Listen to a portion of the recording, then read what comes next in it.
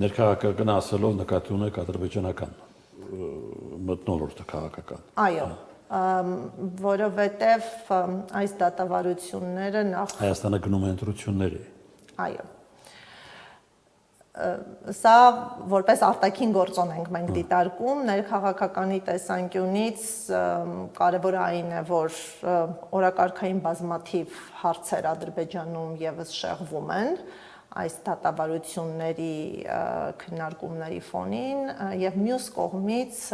Ադրբեջանը դատավարությունների միջոցով գեներացնում է ատելություն, ինչը խիստ կարևոր է ագրեսիվ պլանների հետագա կենսագործման նպատակով եւ մենք տեսնում ենք, որ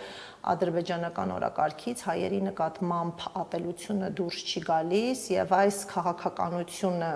կենսունակ պահելու տեսանկյունից շատ կարևոր է հենց այս դատավարությունները։ Օրինակ մենք մոնիտորինգ ենք իրականացրել դատավարությունները լուսաբանող հրապարակումների մեկնաբանություններ բաժինների եւ տեսնում ենք, որ հստակ գեներացվում է հայերի նկատմամբ ատելություն եւ սրանք առիթ են ատելության խոսքը տարածելու, խորացնելու նպատակով։ Եվ իհարկե կա արտաքին քաղաքականը, Ես գալիս եմ դրան։ Ինչ որ մեկին պետք է վաճառի Բաքուն, չէ՞։ Այո, բայց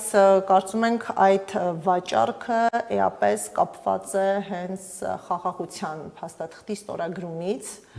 Հայկական կողմը բավարարելով ադրբեջանական պահանջները երկկողմ փաստաթղթի ստորագրման պարագայում պետք է որոշակի բավարարում ստանա, ադրբեջանական կողմից այս պահին որևէ դրույթ չկա, որը կարող է սպասարկել Հայաստանի շահերին, օրինակ երաշխավորել Հայաստանի անվտանգությունը, Հայաստանի քաղաքացիների իրավունքների պաշտպանվածությունը եւ այլն, եւ կարծում եմ հայ պատանների ազատ արձակման խնդիրը ձևակերպվելու է որպես հանուն հայերի իրականացված զիջում Ադրբեջանի իշխանությունների կողմից, ինչպես գիտենք, այս պայմանը չի դարձել պայմանագրային դրույթ, դա մեկնաբանվելու է որպես խաղաղության գործընթացի հետևանք եւ իհարկե այստեղ դիրքավորվելու է Ադրբեջանի հենց մարդասիրական կերպարը, որ անկախ պայմանագրային դրույթից խաղաղության այս ուղուն նրանք պատրաստ են նաեւ մարդասիրական վերաբերմունք ցուցաբերել հայերի հանդեպ։ Հետաքրքիր հաշվարկ է, ինձ հիշեցրեց օրեր առաջ, երբ ազգային ժողովում այս հարցը քննարկվում էր, կարծեմ արտգործնախարարն էր պատասխանել, որ Բաքուն խուսափում է այդ հարցը քննարկելուց։ Դա պետք է հասկանալ ընդամենը տետատետ շփումներում քննարկելուց, թե ավելի իրավական ձևակերպումներից խուսափելու համար։ Կամ քաղաքական օրակարգ ներառելով Կարծում եմ քաղաքական օրակարգում սա ներառնված է այն պայմանավորվածությամբ, որ գերիների վերադարձ չի կարող լինել, քանի դեռ Հայաստանի Հանրապետությունը չի ստորագրել խաղաղության պայմանագիրը, այսինքն քաղաքական օրակարգի տար դարձրել է Ադրբեջանը ձևավորելու Հայաստանի իշխանությունների վրա ներազդեցության նոր լծակ։ Այսինքն Բաքվի իշխանությունները ունենալով ճնշման բազմաթիվ գործիքակազմ ոչ թե նվազեցնում են, այլ ընդլայնում են գործիքակազմը Հայաստանի իշխանությունների վարքագիծը առավել կառավարելի դարձնելու նպատակով եւ քանի որ հարցը դարձել է քաղաքական, Ադրբեջանը կարծում է, որ հարցի լուծողը հենց Ադրբեջանն է եւ այս խնդիրը բացառապես կախված է Ադրբեջանի իշխանությունների որոշումներից, իսկ Ադրբեջանը կաշկանդված չէ իրավունքով եւ իրավական լուծումները դեռ վաղաժամ են։ Ուստի հարցերը ամբողջովին գտնվում են ադրբեջանական հայեցողությունների տիրույթում եւ այդ հայեցողությունը իշահայերի կլինի, եթե որոշ պայմաններ բավարարվեն եւ եթե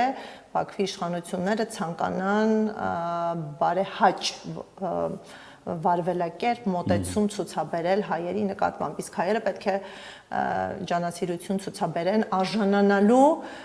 Ադրբեջանի բարեհաճ եւ մարդասիրական մոտեցմանը։ Եթե Բաքուն կաշկանդված չի միջազգային իրավունքով, ապա ինչու է Հայաստանի արչև դնում միջազգային հայցերից հրաժարվելու պահանջ։ Թեև այդ մասին վերջերս չեն խոսում։ Ես նկատի ունեմ այս փուլում կաշկանդված չէ, քանի դեռ գործընթացներ ընթացքի մեջ են եւ չկա իրավական գիտակցում են, որ հետո կարող է այլ ուղղությամբ։ Այո, ես նկատի ունեմ հենց այս ժամանակագրական կտրվածքում Ադրբեջանը չունի իրեն կաշկանդող իրավական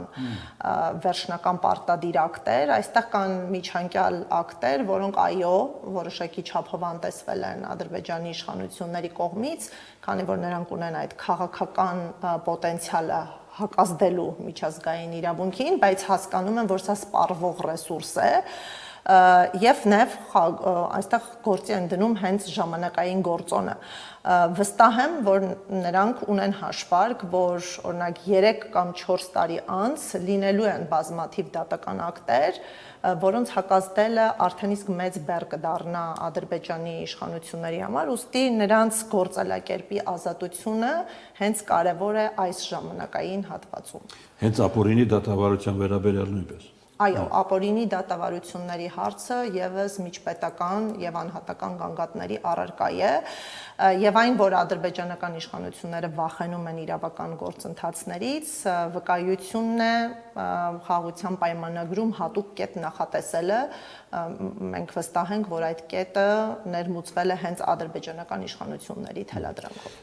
Սիրանուշ, այսինքն իրավական process, ինչը ցուցադրում է Բաքուն, ուղիղ կապ ունի քաղաքական process-ի հետ։ Դրանք փոխազդեցության մեջ են Փոխազդեցության մեջ են, բայց մեկը մյուսից անկախ է ավարտվելու պարագայում, ասենք։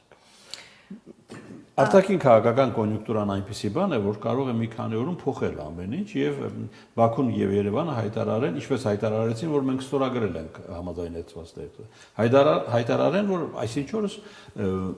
կնքում ենք այդ պայմանագիրը։ Բադատավարությունը Դատավարությունները որևէ կերպ խոչընդոտ չեն հանդիսանալու երկկողմ պայմանավորությունների կատարմանը։ Մենք ունենք այդպիսի տրիվիալ դեպքեր, երբ ռազմագերիներին ազատ են արձակել եւ հայրենադարձրել Հայաստան ընթացող դատական գործընթացի շրջանակում, այսինքն Բաքվի իշխանությունները նույնիսկ ձևական առումով չեն սպասել դատական նիստի ավարտին կամ, չգիտեմ, դատավճռի հրապարակմանը եւ օրինակ 3 ռազմագերիների հայրենադարձրել են Հայաստանին եւ հետաքրքրական է, որ մենք հետագայում փորձեցինք հասկանալ, թե գործի ելքը ադրբեջանական դատարաններում ինչպիսին է եղել։ Նրանք կասեցրել էին վարույթը այն պատճառաբանությամբ, որ մեղադրյալը գտնվում է ադրբեջանական տարածքից դուրս։ Եվ ինչ է ստացվում, որ ադրբեջանական իշխանությունների դատարանների թույլտվությամբ մեղադրյալը հանձնվել էր Հայաստանի Հանրապետությանը կայացած գործարքի շրջանակներում, ինչը խափանել էր ձևական դատավարությունների անցկացումը Ադրբեջանում եւ ադրբեջանական դատարանները չէին հակազդել, նշելով, որ կա ընթացող դատավարություն, անձ ունի մեղադրյալի կարգավիճակ, որպիսի պայմաններում անհնար է նրանց արտահանձնումը կամ երկրի տարածքից դուրս տեղափոխումը։ Եվ սրանից մենք հետևության ենք հանգում, որ քաղաքական ցանկության պայմանավորվածությունների կամքի պարագայում Ադրբեջանը անգամ սեփական իրավական համակարգի պահանջները չի պահպանում եւ իրավունքը խոչընդոտ չի դառնալու քաղաքական պայմանավորվածությունները կյանքի կոչելու համար։ Եվ որպես ավարտ, Սիրանուշ, ձեր փորձը նաեւ հաշվի առնելով այսպիսի դատավարությունների վերջնարդյունքը, ինչին մենք հետևում ենք, կարող է տևել անվերջ։ Մարդիկ կարող են լինել Բաքվի բանկում եւ կարծեք թե հանրության մեջ հենց այդպիսի սպասումել ձևավորվել է, որ ոչինչ չի կարող տեղի ունենալ, եթե ինչ որ բան տեղի չունենա։ Հնարավոր է այդպիսի բան, որ օրերի ընթացքում կարող է ամեն ինչ գլխի վայր շուռ գալ եւ որոշումները կայացվեն մեկը մյուսի հետևից։ Կարճաժամկետ հեռանկարում նման որոշման կայացման հնարավորություն ես ինքս չեմ տեսնում, այսինքն նման դրական կանխատեսում չունեմ, բայց երկարաժամկետ հեռանկարում կարծում եմ իրատեսական է քաղաքական ճանապարհով հասնել այս անձանց ազատ արձակման։ Իրավականը պահուստային է, այն զսպող տարբերակ է եւ եթե քաղաքականը օրինակ 2 տարվա կտրվածքում աշխատող չլինի, կարծում եմ օգնության է հասնելու իրավականը եւ դատական իրավական ակտերի գոյությունը փոփոխելու է քաղաքականության գործոնները, այսինքն իրավունքը օգնելու է քաղաքական ճնշման մեծացման, որպիսի պայմաններում հավանական է բարձրանալու է այս անձանց ազատ արձակման հավանականությունը։ Քանի դեռ իրավունքը իր ողջ պոտենցիալով գործողության մեջ չի դրվել, կարծում եմ հայերի ազատ արձակումը բացառապես թողնված է քաղաքական գործոնների։